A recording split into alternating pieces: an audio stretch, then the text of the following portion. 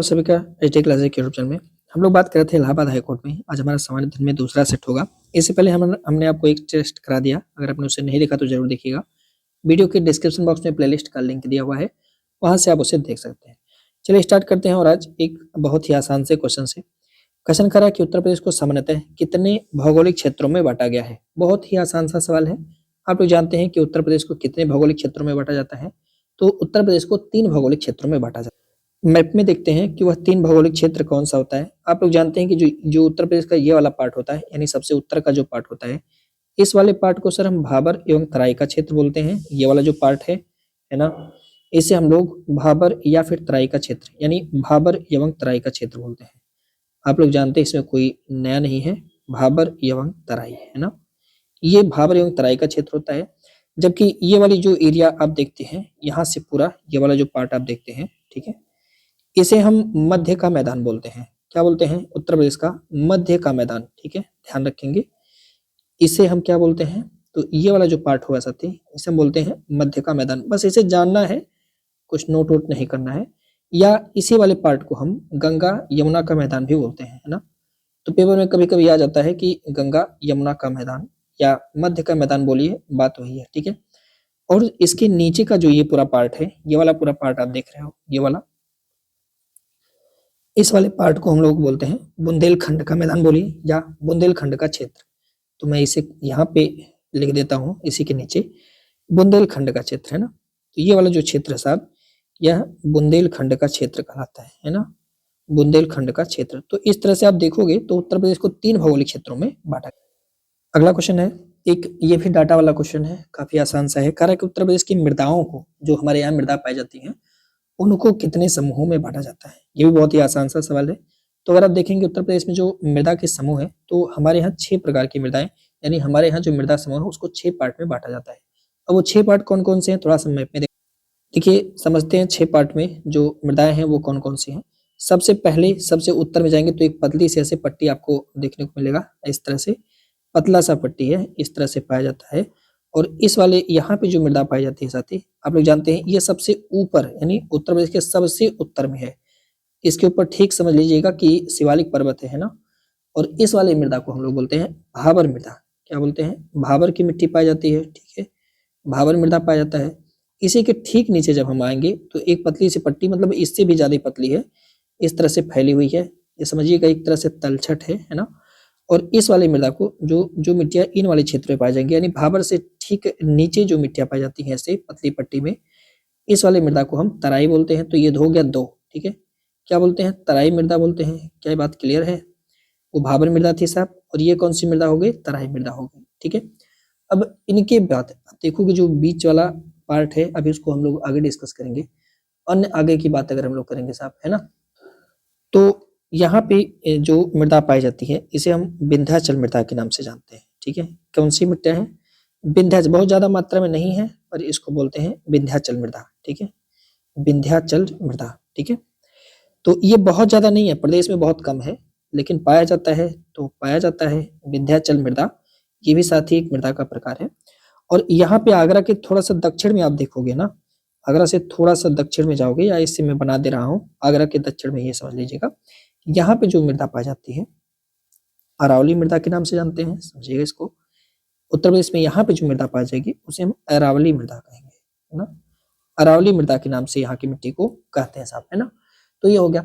इसके बाद आप देखोगे जो इस यहाँ तक के पूरे एरिया में, यहाँ से यहाँ तक, मतलब ये पूरा एरिया, यहाँ पे जो मिट्टियां पाई जाती हैं, यहाँ पे जो मिट्टी का पार्ट पाया जाता है, इसे हम बुंदेलखंड की मिट्टी बोलते हैं ना। समझना जरा, इस मृदा को क्या बोलते हैं? बुंदेलखंड की मृदा, है ना। अभी सब पे डिटेल में चर्चा किया जाएगा, अभी बस इतना जान लीजिए 6 कौन कौन सा हुआ। अब जो बीच की जो पार्ट आप देख पा रहे हो, जो ये बीच में एरिया बचा हुआ साहब, ये पूरा जलोढ़ है, जलोढ़ मृदा है, यहाँ पे पाई जाती है। उत्तर प्रदेश में देखिए जलोढ़ मृदा सबसे ज्यादा पाया जाता है। गंगा यमुना का द्वीप क्षेत्र भी इसे कहते हैं, है ना। ये वाली पूरी एरिया, है ना, ऐसे ऐसे मैं बना दे रहा हूँ। और इसको हम लोग बोलते हैं जलोढ़ मृदा आप कह दीजिए, या गंगा यमुना का मैदानी क्षेत्र कह दीजिए। तो ज्यादातर हमारे यहाँ जलोढ़ मृदा की बात जब होती है तो हमारे यहाँ जलोढ़ मृदा होता है। अब आप मुझे बताइए कि क्षेत्रफल के अनुसार कौन सी आपको ज्यादा लग रही है। तो ये क्वेश्चन पेपर में आता है, क्षेत्रफल के अनुसार सबसे ज्यादा कौन सी मृदा है। तो ये आप देखेंगे तो हमारे यहाँ जलोढ़ मृदा ये है साहब, है ना, जलोढ़ मृदा है। तो अब देखिए कितने हो गए, तो आप काउंटिंग करना जरा। तो इस तरह से भाबर वाला 1 हो गया, तराई वाला 2 हो गया, फिर इधर अरावली वाला 3 हो गया, अब विंध्याचल का आपका ये 4 हो गया साहब, है ना। अब देखोगे विंध्याचल वाला तो ये 4 हो गया, फिर बुंदेलखंड का आप पाओगे तो बुंदेलखंड का ये 5 हो गया, और जलोढ़ मृदा फिर से यहाँ पे आ गया, तो ये मृदा कितनी हो गई 6। तो हमारे यहाँ 6 प्रकार के मृदा समूह पाया जाता है। हमसे ही डाटा पूछता है, बाकी जानकारी के लिए आप अपने दिमाग में रखिए, लेकिन हमसे डाटा जो है ज्यादातर पेपर में पूछा जाता है, ठीक है। इन सब की जरूरत नहीं है, पेपर में मैप नहीं बनाना। 6 जन का नाम हमने लिख दिया है, जैसे भाबर हो गया, तराई हो गया, जलोढ़, बुंदेलखंड, विंध्याचल, अरावली, इनका नाम आपको याद रखना है, और नाम तो याद हो ही गया होगा। अब देखिएगा एक एक को समझते हैं। सबसे पहले तो भाबर वाला समझेंगे, मैं बार बार अब मैप नहीं बनाऊंगा, अब आप समझ लेना भाबर का मतलब कौन सा, उत्तर प्रदेश का सबसे उत्तर वाला मिट्टी, है ना। देखो वहां पे जो मिट्टी पाई जाती है, कारा के निम्नलिखित में से कौन सा स्टेटमेंट सही होगा, ये बताओ। पहला, करा कि यहाँ पे जो मिट्टी है ना, यहाँ की मिट्टी का निर्माण कंकड़ पत्थर से हुआ है, पहला। दूसरा, करा कि भाबर क्षेत्र की जो चौड़ाई है वो पश्चिम से जब हम पूर्व में जाते हैं तो बढ़ता जाता है, यहाँ पे लिखा है बढ़ता जाता है।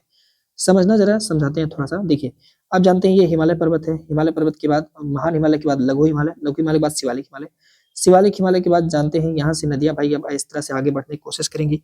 मान लीजिए कि कोई नदी है, ए नाम की कोई नदी है, ऐसे ऐसे चलती है महान हिमालय से, मध्य हिमालय क्रॉस करके शिवालिक से आती है, तो ऐसे नीचे आएगी, फिर आगे मैदानी भाग में प्रवेश करती है। तो ये नदियां क्या करती है, जहां से ये ढलान पे उतरेगी तो यहाँ से जितने कंकड़ पत्थर हैं ऐसे लाएगी, और सनसना के कंकड़ पत्थर यहाँ नीचे ला करके उड़ेल देती है। तो नीचे लाके जब उड़ेलती है साहब, तो यहाँ पे जो ये मैदान बनाती है, इसी मैदान को, इस वाले मैदान क्षेत्र को हम भाबर प्रदेश कहते हैं, ठीक है। कौन सा प्रदेश कहते हैं, भाबर प्रदेश कहते हैं। तो जाहिर सी बात है कि इस क्षेत्र की जो यहाँ पे जो जितने कंकड़ पत्थर है वो सब यहाँ इकट्ठा हो जाएंगे, और इनके जो महीन कण हैं, जो महीन मलबे होंगे वो आगे इकट्ठे हो जाएंगे। तो महीन महीन एकदम पतली पतली महीन महीन कण आगे इकट्ठा हो जाते हैं, और महीन कण से जो यहाँ पे जो भूमि बनता है उस एरिया को हम बोलते हैं साहब तराई क्षेत्र, है ना। तो ये बात तो क्लियर हो गया है कि इनका निर्माण कंकड़ पत्थर से होता है। लेकिन अब हमारे उत्तर प्रदेश के संदर्भ में अगर हम लोग देखें, तो मान लीजिए कि यहाँ से शिवालिक से चीजें निकल रही थी, और हमारा उत्तर प्रदेश बेचारा इस तरह से पड़ा हुआ है ना, हमारा प्यारा उत्तर प्रदेश ऐसे था, है ना। तो हमारे उत्तर प्रदेश में कुछ दूर तक पश्चिम में आप देखोगे तो कुछ दूर तक ये पाए जाते हैं। तो आप मुझे बताओ, ये इधर इधर पश्चिम हो गया और इधर पूरब हो गया, है ना। तो पश्चिम से पूरब की तरफ जैसे जैसे ये बढ़ता जाएगा, तो क्या यहाँ इनकी चौड़ाई में बढ़ोतरी होगी कि कमी होगी, तो हमको सोचो जैसे जैसे बढ़ता जाएगा आगे, यहाँ पे बड़े बड़े कंकड़ पत्थर होंगे, तो धीरे धीरे धीरे धीरे कंकड़ पत्थर की चौड़ाई कम होगी, तभी तो जाकर के आगे समतल बनाएगा। तो कहोगे बढ़ेगा नहीं, कम हो जाएगा। जैसे जैसे पश्चिम से पूरब की तरफ जाते हैं, तो भाबर मृदा के क्षेत्र में हमें कमी देखने को मिलती है। तो बिल्कुल सही है, दूसरा स्टेटमेंट आपका गलत हो जाएगा। कौन सा स्टेटमेंट आपका सही हो जाएगा, पहला वाला हो जाएगा। लॉजिक भी समझ में आ गया, और पेपर में चाहे जैसे घुमा के पूछेगा बता देना। अब देखो भाबर मृदा के बारे में जान लो। पहली बात तो ये हिमालय के गिरिपद में है। गिरिपद का मतलब कि आप जानते हैं हिमालय था शिवालिक के नीचे पड़ता है ना। और दूसरी चीज कि यह उत्तर प्रदेश के सबसे उत्तर में है, इसके बाद वही हिमालय आ जाता है। अगर देखा जाए कि उत्तर प्रदेश में कितनी भूमियों पर पाया जाता है, तो हमारे यहाँ तकरीबन 25.33% भाग पर ये मृदा पाई जाती है। कितनी दुर्भाग्य की बात है कि 25% क्षेत्र पर ये पाया जाता है साहब, है ना। इसकी चौड़ाई की बात करेंगे तो आपने अभी देखा पश्चिम से पूरब जाएंगे तो कैसा हो जाएगा, कम हो जाएगा। अब देखोगे सबसे पश्चिम में जिला है कौन सा, सहारनपुर, वो तो पता है ना। वहां पे लगभग में इसकी चौड़ाई 34 किलोमीटर तक ये पूरा मिट्टी पाया जाता है। और आप जानते हैं कंकड़ पत्थर से बना हुआ है। अब जो कि कंकड़ पत्थर से बना हुआ है, तो वहां पे खेती तो की नहीं जा सकती है ना, किसानों के पैर में चुभेगा, तो कृषि के लिए अनुपयोगी होता है। ये बात क्लियर है। भाबर क्षेत्र में जितने जिले आएंगे, यानी सहारनपुर में 34 किलोमीटर का पूरा चौड़ाई, समझ लीजिए वहां पे खेती मुश्किल से हो पाती है।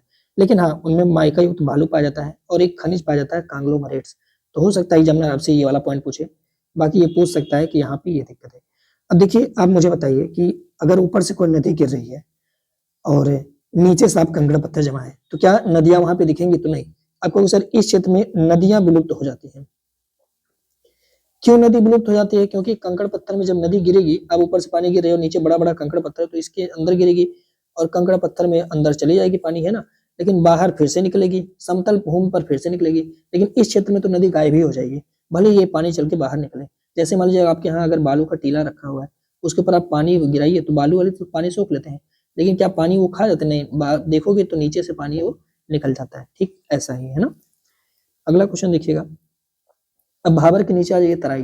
तो करा के निम्नलिखित कथनों में से कौन सा तराई की मृदा के बारे में सही है। इस मृदा में कार्बनिक पदार्थ और जिंक की अधिकता पाई जाती है। आप मुझे बताओ, ऊपर से गिरा है, कंकड़ पत्थर लेकर आया है, तो कार्बनिक पदार्थ इसमें मिलेगा क्या। अरे उसमें जीवाश्म कहाँ से मिलेगा भाई? नदी के पानी में भी कंकड़ पत्थर, अरे जीवाश्म वहां मिलता है जहाँ पे बहुत ज्यादा पेड़ पौधे रहे हों और वो पेड़ पौधे मलबे दबे हुए हों, है ना। तो आप मुझे बताओ कि वहां पे फॉसिल्स मिलेगा क्या, जीवाश्म मिलेगा क्या? तो आप कहोगे नहीं सर, जीवाश्म तो मिल ही नहीं सकता, सवाल ही नहीं पैदा होता। अरे भाई, दो जगह जीवाश्म नहीं मिल सकता। एक तो उन मृदाओं में जिनका निर्माण ज्वालामुखी की कॉप से हुआ है, यानी ज्वालामुखी की लावा से हुआ है साथी, है ना, उनसे वहां पे जीवाश्म नहीं मिलेगा। और ये नदियों के द्वारा लाया जा रहा है कंकड़ पत्थर का एरिया, यहाँ पे जीवाश्म नहीं मिलेगा, नहीं मिलेगा।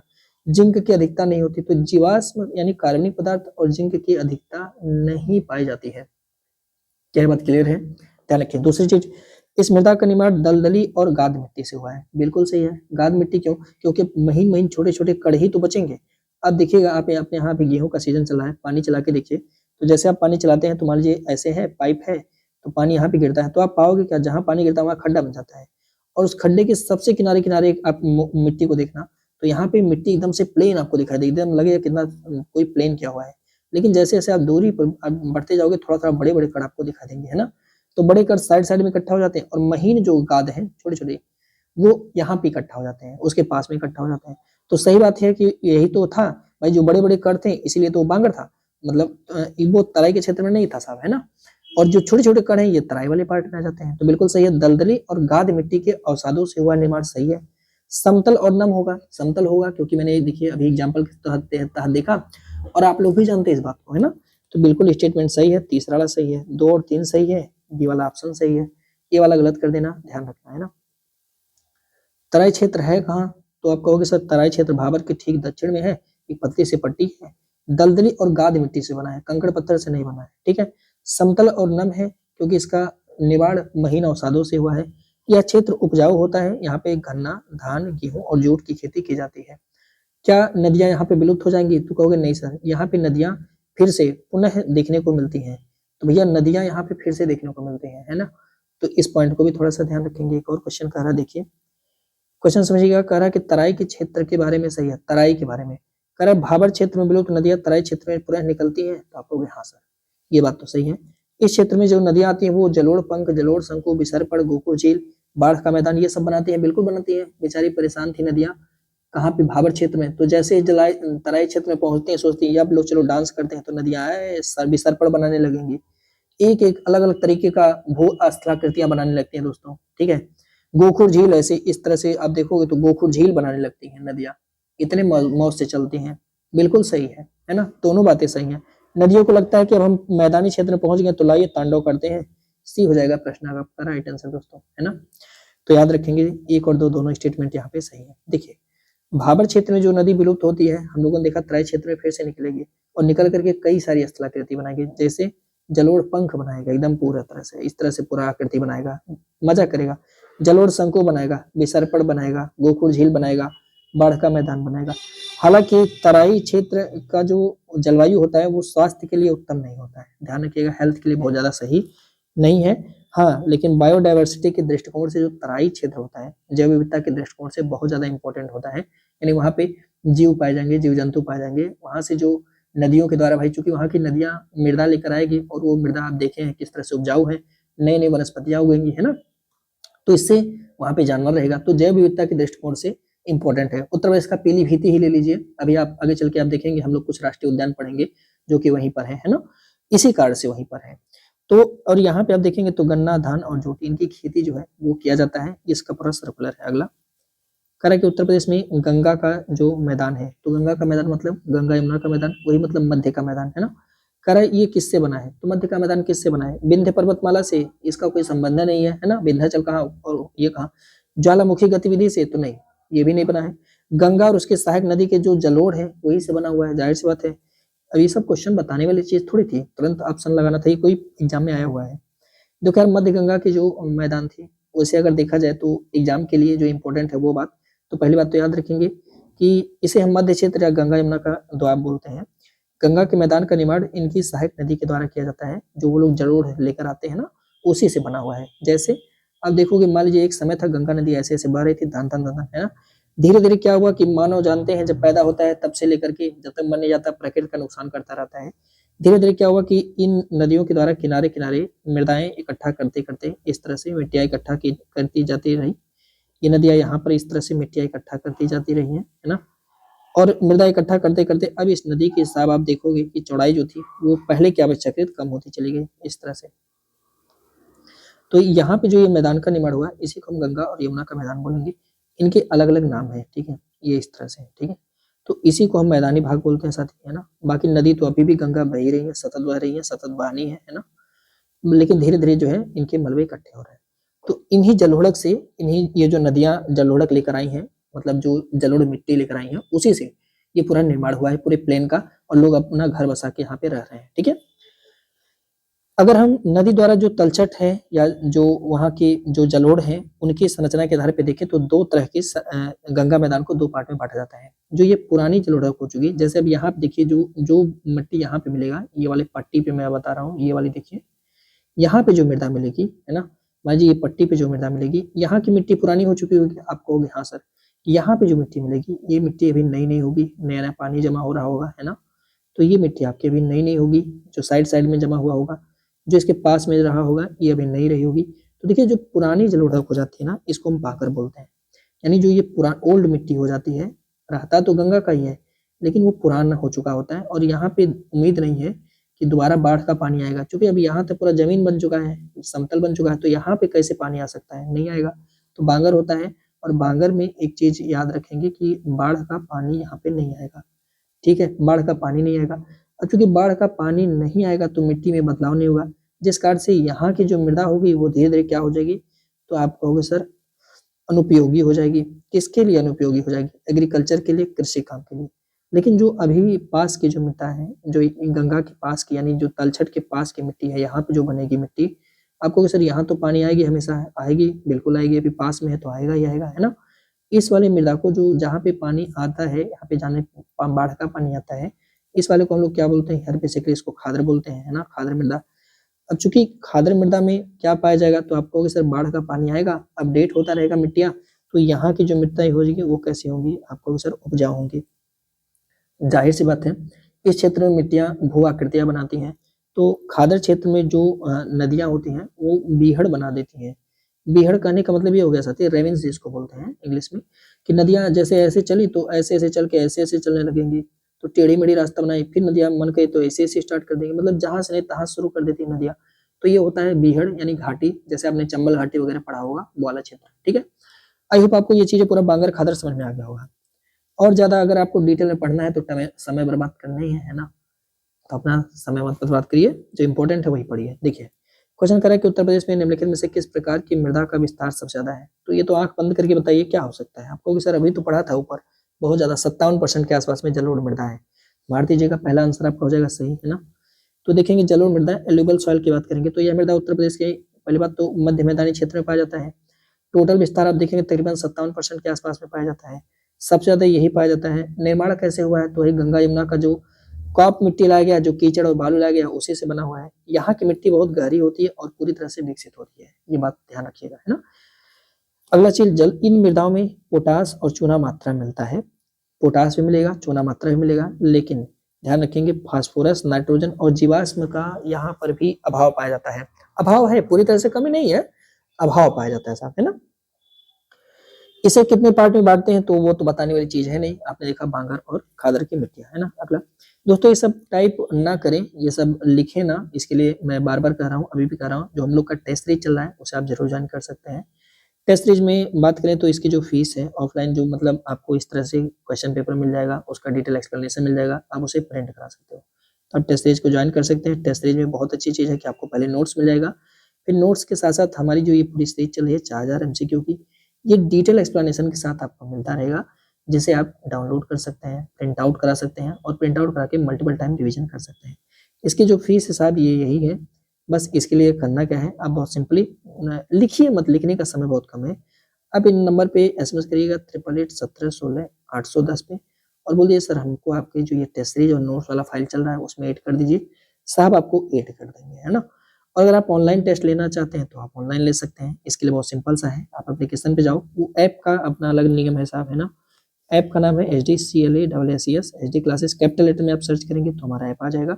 वहाँ पे इसका चार्ज यही है, लेकिन वहाँ पे कोई अन्य सुविधा नहीं मिलेगा, जैसे PDF प्रिंट नहीं करा पाएंगे, नोट्स नहीं मिलेगा, है ना। तो ये चीजें आप कर सकते हैं। अगर आपको सिर्फ क्विज करना है तो आप यहाँ पे चले जाइए, बहुत अच्छे क्वेश्चन है, ये सारे क्वेश्चन आपको वहां मिल जाएंगे।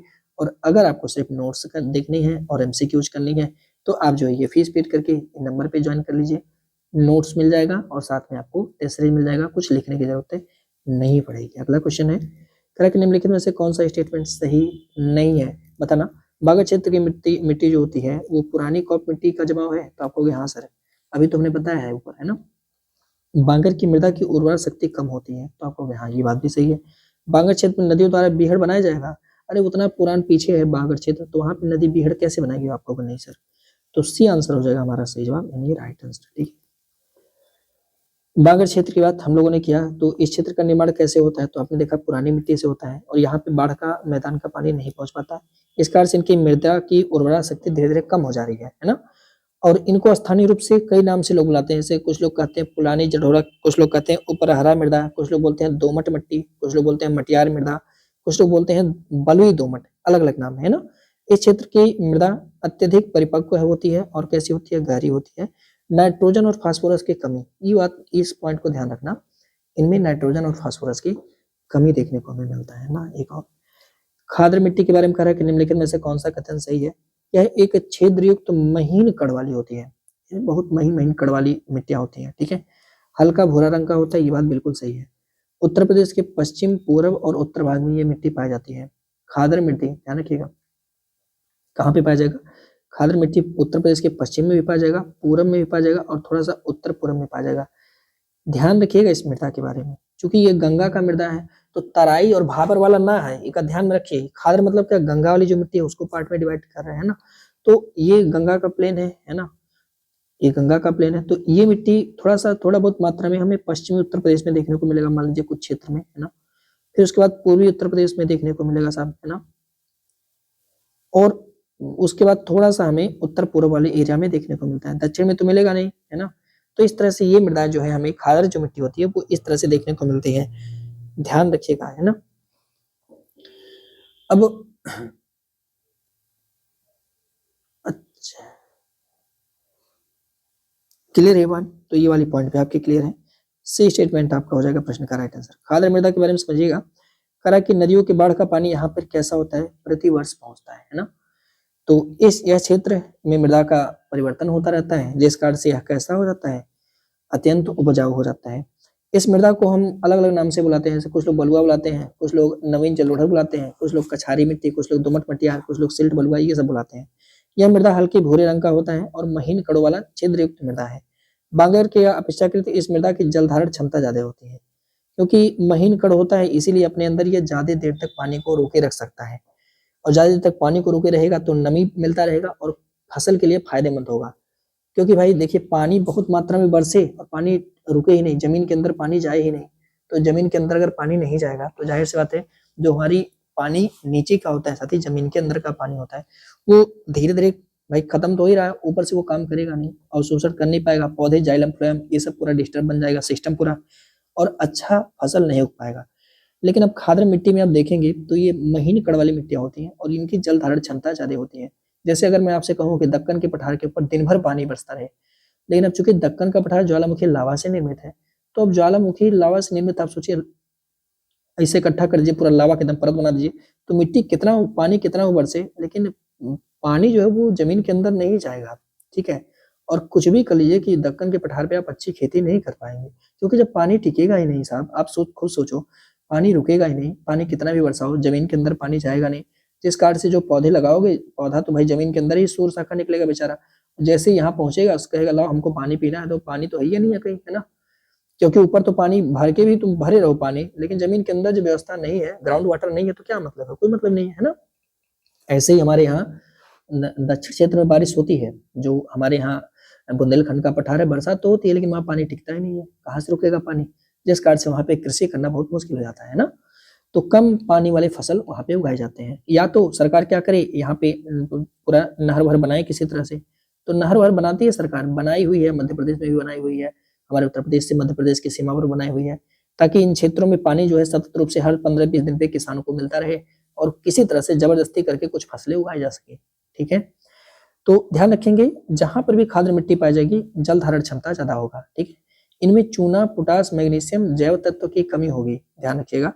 यह मृदा उत्तर प्रदेश के पश्चिम में, पूर्व में और थोड़ा सा उत्तर पूर्व में पाया जाता है। क्लियर है। अगला करा कि लवण प्रभावित मृदाएं, लवण प्रभावित मृदाएं उत्तर प्रदेश के निम्नलिखित में से किस मंडल में पाया जाता है।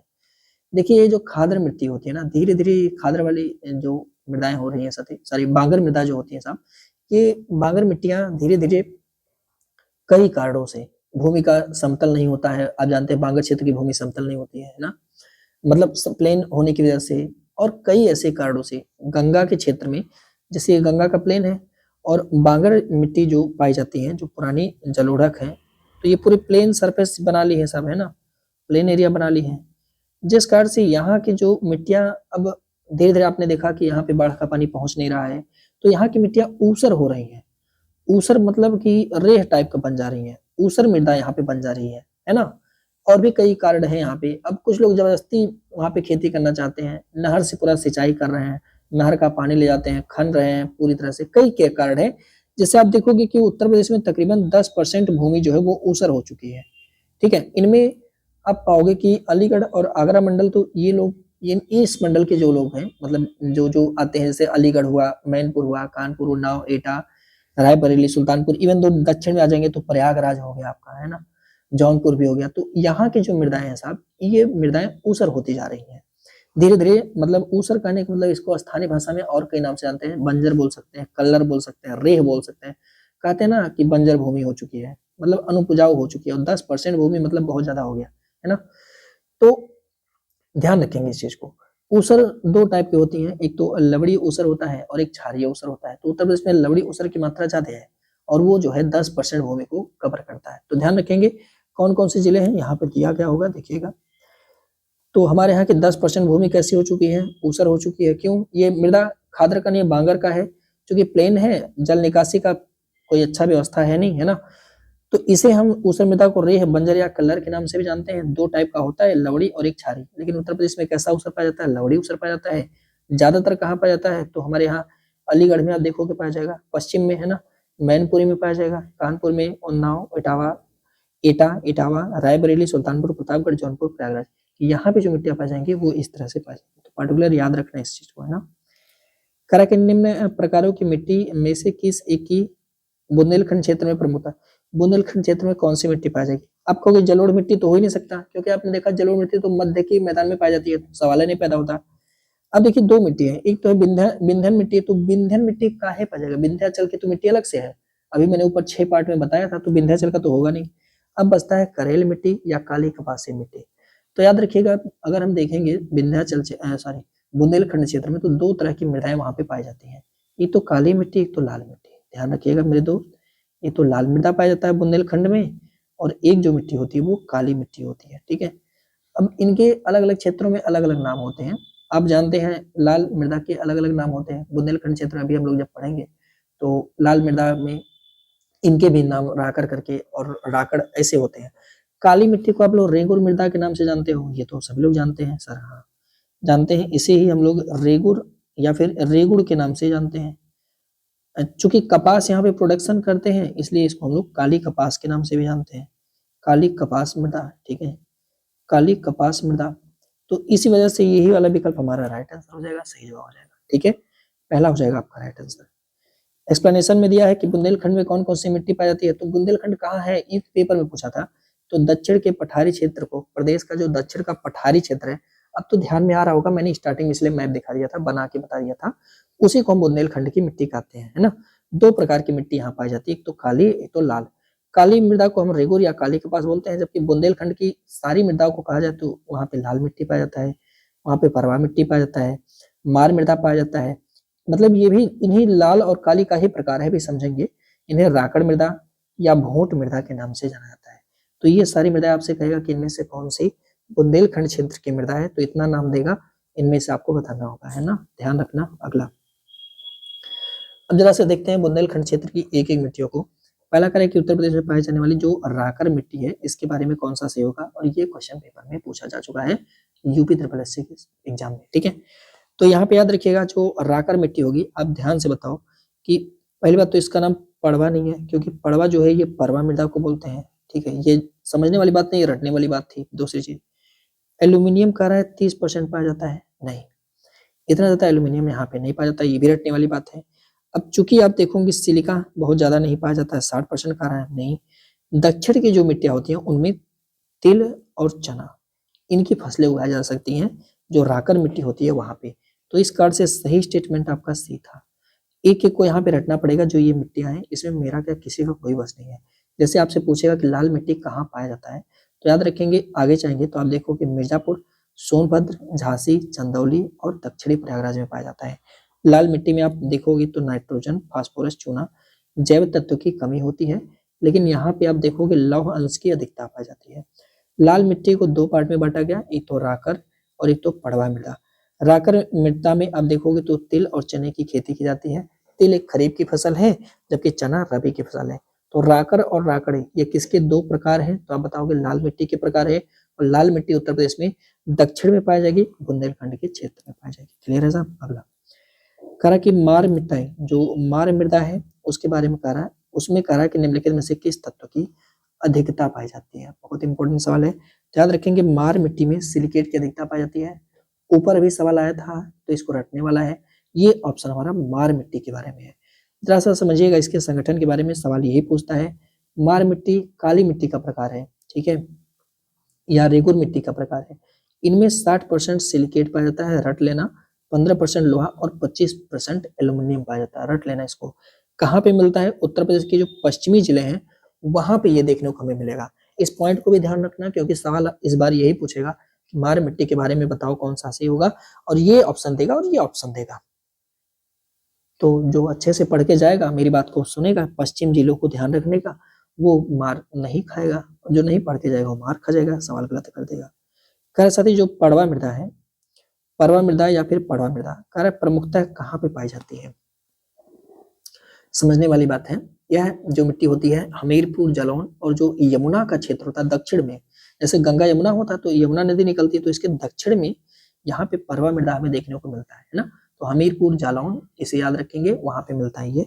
तो हमीरपुर और जालौन इसे याद रखना, ये क्वेश्चन वेरी इंपॉर्टेंट लगाना, पेपर में हो सकता है आपको डायरेक्ट दिख जाए, है ना। करा कि परवा मृदा के बारे में याद रखिएगा। परवा मृदा को हम पड़वा या पड़ुआ मृदा के नाम से भी जानते हैं। यह मृदा मुख्यतः हमीरपुर और जालौन में पाया जाता है। जैव तत्व की इसमें कमी होती है। इस मृदा में ज्वार और चने की खेती की जाती है, इसको थोड़ा ध्यान रखिएगा। अगला, उत्तर प्रदेश में पाए जाने वाले निम्नलिखित में से किस मृदा में प्रमुखतः मोटे अनाज की खेती की जाती है। ये सवाल भी बहुत इंपॉर्टेंट है। तो मोटा अनाज कहाँ पे होगा, दक्षिण भारत में होगा। अब यहाँ पे कौन सी मृदा ऐसी है जिसपे मोटे अनाज की होती है, तो बस इनको याद रखना। भोट मृदा, जो भोटा मृदा होता है, यहाँ पे विंध्य क्रम की चट्टानों के टूटने से इसका निर्माण होता है, और यहाँ पे जो मिलेट्स पाए जाते हैं, मोटे अनाज, उनकी खेती की जाती है। तो भोटा मृदा को याद रखना। मोदी जी इस पर काफी काम करना चाहते हैं मोटे अनाज को लेकर के, पर दिक्कत ये है ना कि वो इतना काम करना चाहते हैं लेकिन सारा पोस्टर में ही करना चाहते हैं। ग्राउंड लेवल पे अधिकारी लोग काम ही नहीं कर रहे हैं सर, है ना। बाकी योजना तो बहुत बेहतर बेहतर लाए, पर उन योजनाओं को ग्राउंड लेवल पे नहीं लेकर आ पाए। बस पोस्टर में फोटो छपवाया, उसके बाद उस योजना को भूल गए। इट्स अ वेरी बैड, है ना। उनको एक तो स्कीम पे काम करना चाहिए था, 100% वहां पे अपना दे करके काम करना चाहिए था। बेटर देन 1000 स्कीम से अच्छा है कि आप 10-20 स्कीम लाओ, 10-20 ऐसे सेक्टर को सिलेक्ट करो, बेहतर वहां पे रिस्पॉन्स दो अपना।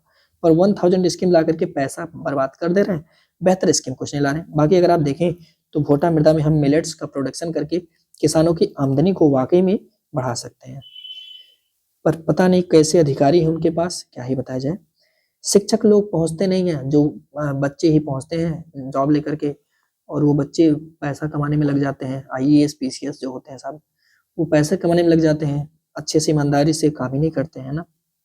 देखो, हम भी पहुंच जाएंगे तो हम भी वैसे हो जाएंगे, उसमें कोई राय नहीं है। क्योंकि अगर आप पूरी समुद्र अगर गंदी है, उसमें एक अगर अच्छा रहेगा तो पूरा उसको मार करके उसको खा जाएंगे, वही सच्चाई है।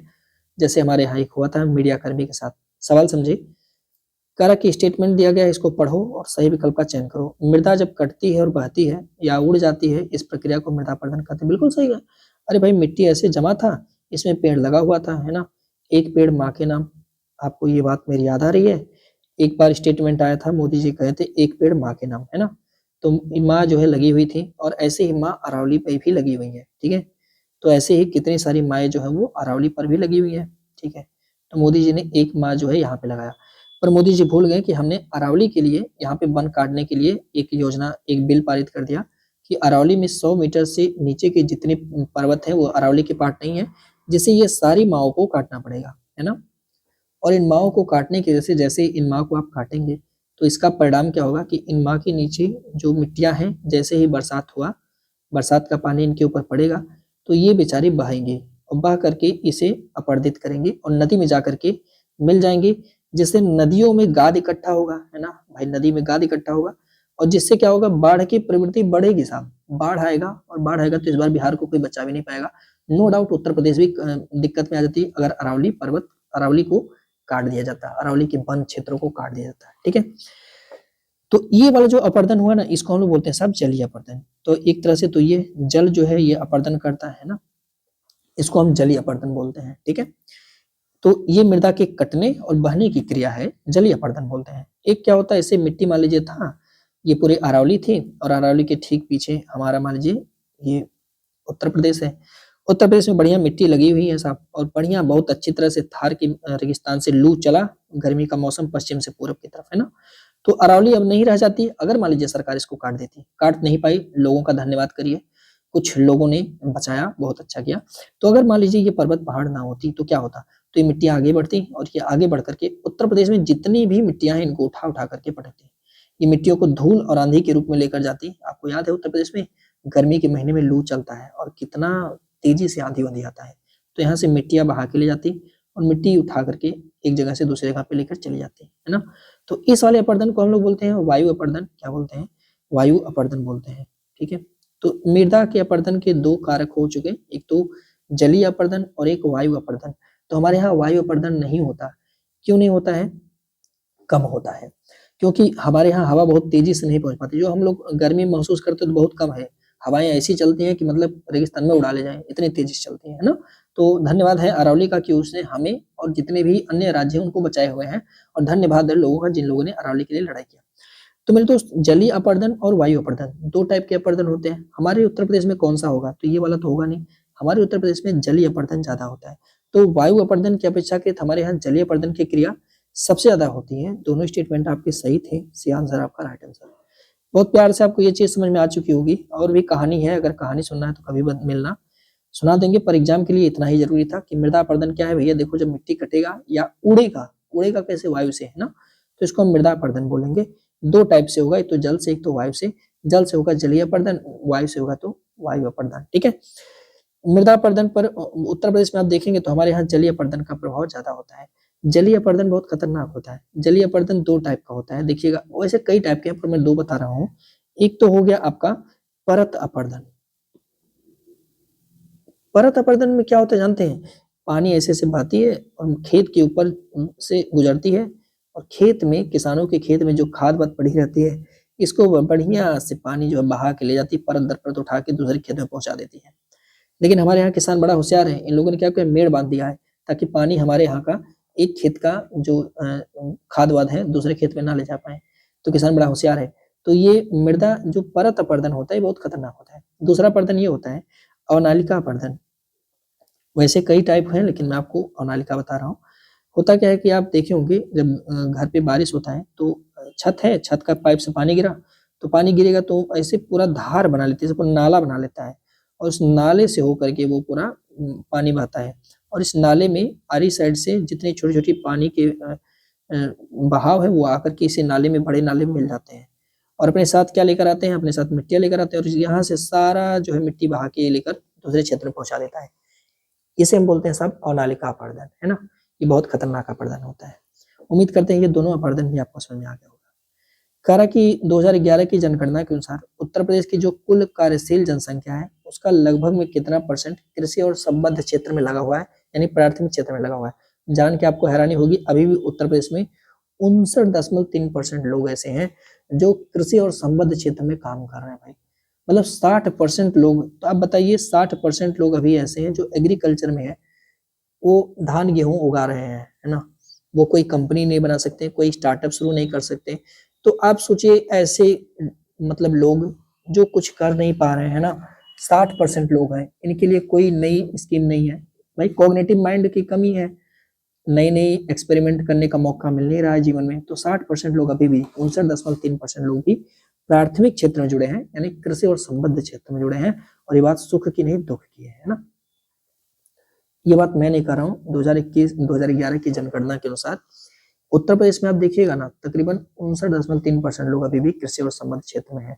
2024-25 में अगर देखा जाए तो जो GSDP है हमारे यहाँ, यानी ग्रास स्टेट डोमेस्टिक प्रोडक्ट, उसमें तकरीबन एग्रीकल्चर का योगदान, कृषि का योगदान 26 से 28% है, यानी 30%। हमें जहां एक तरफ से सेकेंडरी सेक्टर से पैसा आना चाहिए, हम 30% वहां एग्रीकल्चर से GSDP बढ़ा रहे हैं, है ना। फिर भी सरकार इस पर ध्यान नहीं दे रही है। कुल कृषि योग्य भूमि का भारत में जितना भूमि है, उसमें हम लोग 10.14% भूमि हमारे पास है, यानी अगर 100% पूरी भूमि है भारत की, तो 10% भूमि जो है वो उत्तर प्रदेश के पास अकेले है। CAG ने एक रिपोर्ट जारी किया और हमारे यहाँ बताया कि हमारे यहाँ जो शुद्ध सिंचित क्षेत्र है, हाल ही में 25 की बात कर रहे हैं, 143.89 लाख हेक्टेयर है। इसे ध्यान रखिएगा, ठीक है। अगला, कराए के निम्नलिखित कथनों पर विचार करें, नीचे दिए गए कोड से सही विकल्प का चयन कीजिएगा। कराए के उत्तर प्रदेश में देश के लगभग में 21% का खाद्यान्न फसलें होती हैं, जैसे अनाज वनाज ये सब हम लोग उत्पादन करते हैं, बिल्कुल सही है। और खाद्यान्न उत्पादन में हम भारत में नंबर 1 पर हैं, हमसे आगे कोई राज्य नहीं है, तो बिल्कुल सही है। तो शुक्र मनाना चाहिए गंगा और यमुना का, और उन्हीं की वजह से ये सब हुआ है, क्योंकि आप जानते हैं जितने भी जलोढ़क मृदा है वो गंगा और यमुना के मैदान में पाई जाती हैं, तो उन्हीं की वजह से आज हम देश में सबसे ज्यादा खाद्यान्न का प्रोडक्शन करते हैं। हालांकि इसके लिए सरकार से चाहे तो सरकार जो है, जो हमारे निर्यातक संस्थान है, जो हमारे यहाँ से कृषि के प्रोडक्ट का निर्यात करते हैं, जब मैं आपको पढ़ाऊंगा तो वहाँ पे जो भी हमारे यहाँ निर्यातक, जैसे यूपी नेडा हो गया, इन सब के बारे में हम चर्चा करेंगे इकोनॉमी वाले क्लास में, ठीक है। तो सरकार को चाहिए कि निर्यात कराए ताकि किसानों की आमदनी बढ़े, ठीक है। अगला, करें उत्तर प्रदेश को कितने कृषि जलवायु क्षेत्र में बांटा गया है। वाह, कितनी अच्छी बात है कि हम लोगों ने अपने उत्तर प्रदेश को 9 कृषि जलवायु क्षेत्र में डिवाइड किया हुआ है। अब ये 9 कौन कौन से, एक बार जरा सा मैप में देख लेते हैं, फिर उसके बाद आगे बढ़ते हैं। समझिएगा 9 कृषि जलवायु क्षेत्र कौन कौन से हैं, ठीक है। तो सबसे पहला जो होगा, ध्यान से समझिएगा, चूंकि 9 बनाने हैं तो थोड़ा सा स्पेस जरूर लेंगे। ये इस तरह से तराई वाला हो गया, तराई का क्षेत्र, थोड़ा थोड़ा ही बना रहे हैं, तो ऐसे बस समझिएगा। ये पहला है, पहली कृषि जलवायु क्षेत्र तराई का क्षेत्र है ना, नाम भी लिख दे क्या, तराई लिख देते हैं, ठीक है। तो तराई वाला एग्रो जोन हो गया साहब। तराई के बाद अगर आप आगे बढ़ेंगे, थोड़ा सा आगे, या फिर तराई के नीचे से पहले होकर चल लेते हैं, फिर उसके बाद आगे चला जाएगा, है ना। तराई के नीचे आप आओगे तो पश्चिमी मैदान पड़ता है, चलिए मैं बस ऐसे रफली बना रहा हूं, ये पश्चिमी का क्षेत्र है साहब, है ना, कृषि जलवायु क्षेत्र है, ये पश्चिम का पार्ट है, पश्चिमी कृषि जलवायु क्षेत्र, तो ये पश्चिमी है उत्तर प्रदेश का, ये दूसरा हो गया साहब, है ना। इसके ठीक नीचे आप आ जाओगे, पश्चिम के ठीक नीचे, है ना, मुझे एडजस्ट करना है तो बस किसी तरह से बना रहा हूं। यहाँ पे जो यहाँ का जो कृषि जलवायु क्षेत्र है, जो पश्चिम से ठीक नीचे है, ठीक है, तो साउथ वेस्ट कहा जाए इसको, यानी दक्षिण पश्चिम का मैदान, ठीक है। तो दक्षिण पश्चिम कृषि जलवायु क्षेत्र है, ठीक है। ये हो गया साहब दक्षिण पश्चिम। दक्षिण पश्चिम के बाद आप देखोगे तो बुंदेलखंड वाला ये पार्ट है, येलो कलर से बना दे क्या, ये पार्ट इस तरह से बुंदेलखंड का कृषि जलवायु प्रदेश, ठीक है। बहुत आसान है यार, यूपी का मतलब जानकारी रखना चाहिए। बुंदेलखंड, बुंदेलखंड का कृषि जलवायु क्षेत्र है, ठीक है। बुंदेलखंड से बगल में आप जब आओगे तो विंध्याचल एरिया है, ये विंध्याचल का कृषि जलवायु क्षेत्र,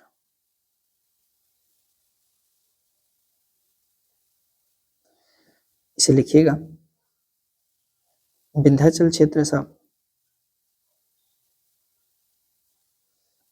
तो ये वाला जो प्लेन हो गया वो विंध्याचल वाला हो गया। और आगे बात करें अगर थोड़ा सा,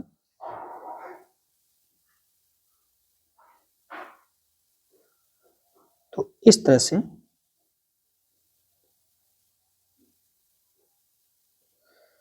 पूर्वी मैदान हो गया, ये भी जलवायु क्षेत्र है ना, पूरब का कृषि जलवायु क्षेत्र। तो पूर्वी मैदान, ठीक, पूर्वी मैदान के जस्ट ऊपर आप पाओगे, पूर्वी मैदान के जस्ट ऊपर, यहां से इस तरह से ले लीजिए ये वाला एरिया, उत्तर पूरब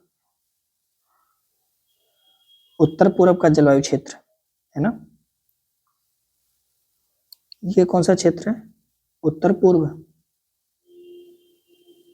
पूर्व का मैदान है, ये भी जलवायु क्षेत्र है, ठीक है। अब बीच में आप देखोगे तो सेंट्रल प्लेन आपको देखने को मिलता है। एक और उससे पहले हम बनाएं, एक और प्लेन को याद रखिएगा, कौन सा, दक्षिण पश्चिम का मैदान। एक छोटा सा यहीं पर बना लीजिए, कौन से कलर का बनाएं, इस तरह का बना देते हैं। ये जो आप यहां पे जो प्लेन पाओगे, यहां पे, ठीक है, ये मध्य यानी सेंट्रल मध्य पश्चिमी मैदान के नाम से जाना जाता है। नाम लिखते हैं इसका, मध्य पश्चिमी मैदान, ठीक है। अब जो बीच में आप ये प्लेन पा रहे हो दोस्त, ये जो बीच का जो एरिया आप देख पा रहे हो, ये वाला जो पूरा एरिया है, इसे हम मध्य का मैदान बोलते हैं, सेंट्रल प्लेन बोलते हैं। ये सब बनाने की जरूरत नहीं है, मैं आपको सिर्फ बता रहा हूँ, है ना। ये सब पेपर में थोड़ी आता है बनाने के लिए कि नहीं मैं बनाऊँ है सदरा, ये सब यूपी, हाँ मुख्य परीक्षा में आएगा, है ना। जब आप पीसीएस मेंस लिखोगे तो वहां पे उत्तर प्रदेश के जो 9 कृषि जलवायु क्षेत्र हैं उनकी विशेषताओं का वर्णन करना है, तो वो कभी जिंदगी जब मुख्य परीक्षा देना तो बताना है ना। ये हो गया। और इस वाले एरिया को हम मध्य का मैदान बोलते हैं। हो गया क्या, 9, काउंट करना, 9 हो गया होगा। सबसे पहले हमने आपको क्या बताया, तराई बताया, ठीक है। फिर उसके बाद पश्चिम में हम लोग आए थे, ये दूसरा वाला हो गया। दक्षिण पश्चिम में आए थे, तीसरा। मध्य का मैदान, ये 4 हो गया, है ना। फिर इधर आप देखेंगे बुंदेलखंड, ये 5 हो गया। फिर विंध्याचल वाला एरिया देखेंगे तो ये 6 हो गया। पूर्व का मैदान आप देखेंगे 7 हो गया। उत्तर का मैदान ये 8 हो गया। मध्य पश्चिम का मैदान आप देखोगे तो 9। तो इस तरह से उत्तर प्रदेश को कुल कितने कृषि जलवायु क्षेत्र बांटा गया है, ये बात कभी मत भूलना, 9। स्क्रीनशॉट ले लेना अगर आपका मन कर रहा होगा तो, इसे कभी जीवन में देखने की हालांकि आवश्यकता नहीं है, लेकिन मन कर रहा हो तो आप देख सकते हैं, ना। तो 9 कृषि जलवायु क्षेत्र में कुछ इस तरह से यूपी को बांटा गया है दोस्तों, ठीक है। चलें आगे मिटाएं इसको, ठीक है। अब ये 9 के 9 का नाम लिखा गया है, आप एक बार इसको देख लेना अच्छे से, एक बार और मैप को देख लेना, समझ में आ जाएगा, ठीक है। दक्षिण पश्चिम का क्षेत्र अर्ध शुष्क है, इसे ध्यान रखेंगे। मध्य का मैदान है बुंदेलखंड उत्तर पूर्व का, और विंध्यन का क्षेत्र है। अगला, उत्तर प्रदेश के संदर्भ में निम्नलिखित में से कौन सा ऐसे कथन सही है। उत्तर प्रदेश को 9 आर्थिक क्षेत्र में, नहीं दोस्त, उत्तर प्रदेश को 4 आर्थिक क्षेत्र बांटा गया है। इकोनॉमी पढ़ाएंगे, यूपी की इकोनॉमी। 11 कृषि जलवायु है, आप कहोगे नहीं सर ये दोनों के दोनों आपके गलत हो जाएंगे, डी हो जाएगा आपका राइट आंसर, ना तो 1 ना ही 2। उत्तर प्रदेश में आप देखेंगे पूर्वी में 28 जिले आते हैं, पश्चिम में ये 4 आर्थिक क्षेत्रों में बांटा गया है। इसकी चर्चा हम जो है इकोनॉमी आप उत्तर प्रदेश में करेंगे। केंद्रीय आर्थिक क्षेत्र में 10 जिले आते हैं, बुंदेलखंड में 7 जिले आते हैं, ये पेपर में आता है और इन 7 जिलों के नाम पूछे जाते हैं, तो आगे चल के चर्चा करेंगे, घबराइएगा मत। 9 कृषि जलवायु क्षेत्र बांटा गया है। मृदा अपरदन का कारक या अपरदन का प्रमुख कारण हमारे यहाँ जलीय अपरदन है। कौन सा कारक जलीय अपरदन के लिए जिम्मेदार है। भूमि पर वनस्पति नहीं है, जाहिर सी बात है। ढालदार खेती पर जलीय अपरदन होगा, जाहिर सी बात है। अनियंत्रित वर्षा होगा, ये सारे के सारे काम सही है भाई। जलीय अपरदन के लिए सभी लोग जिम्मेदार हैं। कौन कौन जिम्मेदार है यहाँ पे एक बार आप पढ़ लेना अच्छे से। वनों की अनियंत्रित कटाई, चारागाह बढ़ाना, भाई जहां से वन और मृदा संबंधित होंगी और जहां पे जैसे ढाल होगा तो यहाँ पे तबड़ातोड़ बारिश होगा तो मिट्टी बह जाएगी, तो कहीं ना कहीं वो जलीय अपर्दन का एग्जाम्पल हो जाएगा। अगला, कौन सा जलीय मृदा का अपर्दन का रूप है? परत अपर्दन होगा तो आप कहोगे हाँ सर। अवनालिका अपर्दन होगा। भूस्खलन से भी क्षरण हो जाएगा तो ये भी जलीय अपर्दन। भाई पानी पहुंचता है और नीचे से पानी पहुंचता है, ऊपर जमीन बेचारा था, मान लीजिए नीचे से पानी पहुंच करके रास्ता बना दिया, मिट्टी जो है वो स्लाइड करने लगी तो उसे हम भूस्खलन क्षरण बोलते हैं। ठीक है, ये उत्तराखंड वगैरह ज्यादा प्रॉब्लम में आता है। ठीक है, उत्तराखंड में ज्यादातर लैंडस्लाइड होता है। डी हो जाएगा सही जवाब, है ना। और भी कई चीजें हैं जिससे आप देख सकते हैं। और नलका अपर्दन से क्षरण जो है उत्तर प्रदेश में सबसे ज्यादा होता है, हमारे यहाँ यमुना और चंबल क्षेत्र में ज्यादा होता है। जबकि जो परतदार अपर्दन हो किसानों की मौत क्यों कहते हैं? क्योंकि आप जानते हैं उनका जो है जीवाश्म वगैरह जितने भी खाद वगैरह डाले सब बहा के ले जाएगा, इस कारण से, है ना। कारक उत्तर प्रदेश में लगभग कितने % क्षेत्र पर खाद्यान्न का उत्पादन होता है? ये सवाल सही है। हम लोग जानते हैं आप लोग देश में सबसे ज्यादा खाद्यान्न का प्रोडक्शन करते हैं। अब कह रहा है कि कितने % एरिया पे हम लोग खाद्यान्न का प्रोडक्शन करते हैं, एग्रीगेट आपसे पूछ रहा है, लगभग में आपको बताना है। ठीक है, तो आप लोग जानते हैं प्रदेश में आप तकरीबन 80% क्षेत्र पर हम लोग खाद्यान्न का उत्पादन करते हैं, तो ये वाला सही हो जाएगा, आपका सी हो जाएगा प्रश्न का राइट आंसर। ठीक है, अब देखेंगे तो उत्तर प्रदेश के कुल क्षेत्र पर लगभग 80% हिस्से पर खाद्यान्न की उत्पादन करेंगे, 20% पे अन्य फसल लाएंगे, 9 कृषि जलवायु क्षेत्र है। ठीक है, अच्छा देश में आप देखेंगे तो उत्तर प्रदेश में 9 कृषि जलवायु क्षेत्र है और हमारे यहाँ 6 कृषि जलवायु क्षेत्र में उर्वरता और सिंचाई का बेहतर अवस्था पाया जाता है। बाकी बुंदेलखंड में थोड़ा सा दिक्कत आती है, बाकी 6 कृषि जलवायु में हम लोग बेहतर रिस्पॉन्स देते हैं। मध्य मैदानी क्षेत्र में सबसे ज्यादा मक्का का प्रोडक्शन हम लोग करते हैं। चना, मसूर और उड़द उत्तर प्रदेश के 3 दलहनी फसल है। ठीक है, याद रखेंगे, आगे चल के इस पर और चर्चा होगी, टेंशन ना लीजिए। उत्तर प्रदेश के 9 कृषि जलवायु क्षेत्र में सबसे ज्यादा दाल कहाँ पे होगा? तो दक्षिण में होगा, जाहिर सी बात है।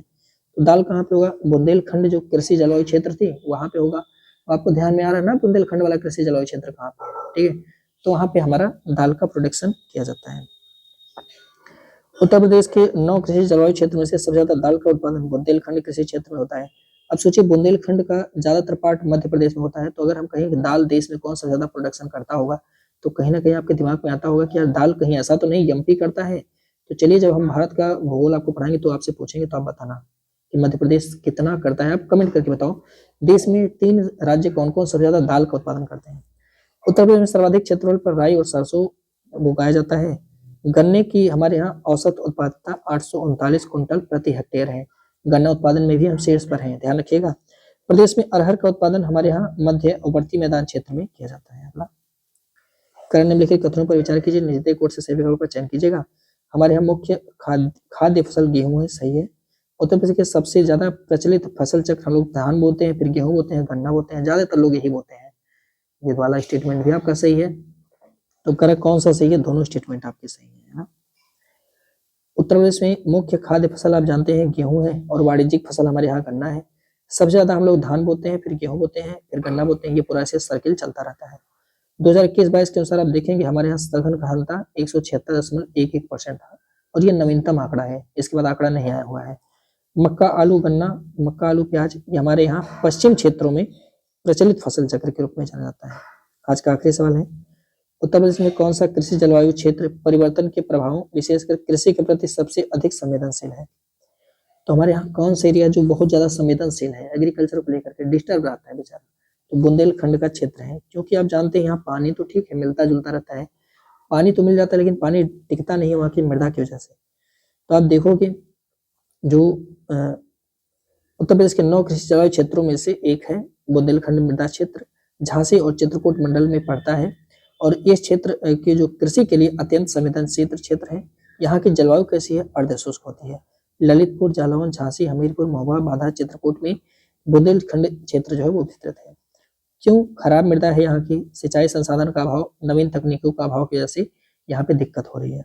अनियमित वर्षा, मिट्टी का कटाव, जल संकट, तापमान में वृद्धि यहाँ के लिए और समस्या है।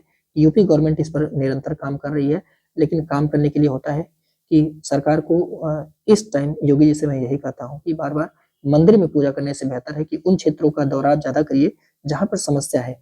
देखिए योगी जी के पास पोटेंशियल बहुत है, वो काम बहुत अच्छा सा करना चाहते हैं, पर जब बार बार किसी भी पर्टिकुलर, जैसे हमारे दक्षिण का जो पार्ट है, आप बार-बार अगर यहाँ विज़िट करोगे ना, तो यहाँ के लोगों को लगे कि हाँ, आप मेरे लिए सोच रहे हो और अच्छा रिस्पॉन्स देंगे। हालाँकि गवर्नमेंट इस पर काम कर रही है, तो गवर्नमेंट को मंदिर में जाने से बेहतर है, या मस्जिद में जाने से बेहतर है, या कहीं जाने से बेहतर है कि आप इस एरिया को विज़िट करिए और इस एरिया को बेहतर बनाने की कोशिश करिए। 100 दिन तक आप लोग ऐसे करिए, देखिए सारा का सारा देश एकदम मज़ा आ जाएगा, है ना?